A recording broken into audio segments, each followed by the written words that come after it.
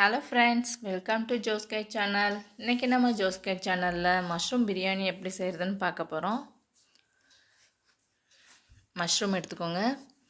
First நம்ம மஷ்ரூமில் இருக்க பிளாக்காக இருக்கிற இடத்தெல்லாம் வந்துட்டு நம்ம தண்ணியில் போட்டு வாஷ் பண்ணிக்கலாம். இன்றைக்கி நாம் குக்கரில் செய்ய போகிறோம். ஸ்டவ் ஆன் பண்ணி குக்கர் வச்சுக்கோங்க.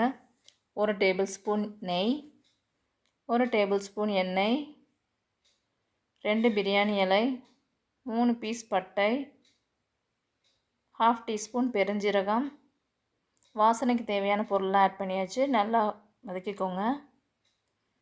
இப்போ 2 பெரிய வெங்காயம் எடுத்திருக்கேன், நீள நீளமாக கட் பண்ணி வச்சுருக்கேன், அதை போட்டுக்கோங்க. தேவையான அளவு உப்பு ஆட் பண்ணிக்கோங்க.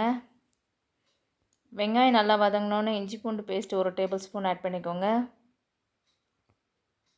பச்சை வாசனை போனோன்னே ஒரு 2 மீடியம் சைஸ் தக்காளி ஆட் பண்ணிக்கோங்க. 1 கப் மல்லி இலை புதினா இலை ஆட் பண்ணிக்கோங்க. நல்லா வதக்கிக்கோங்க. 2 பச்சை மிளகா நல்லா வதங்கினோன்னே 2 டேபிள் ஸ்பூன் தயிர் ஆட் பண்ணிக்கோங்க. நல்லா வதக்கிக்கலாம். இப்போ மசாலா ஆட் பண்ண போகிறோம். 1 tablespoon biryani masala add பண்ணிக்கோங்க. 1/2 டேபிள் ஸ்பூன் மிளகாய் தூள் ஆட் பண்ணிக்கோங்க.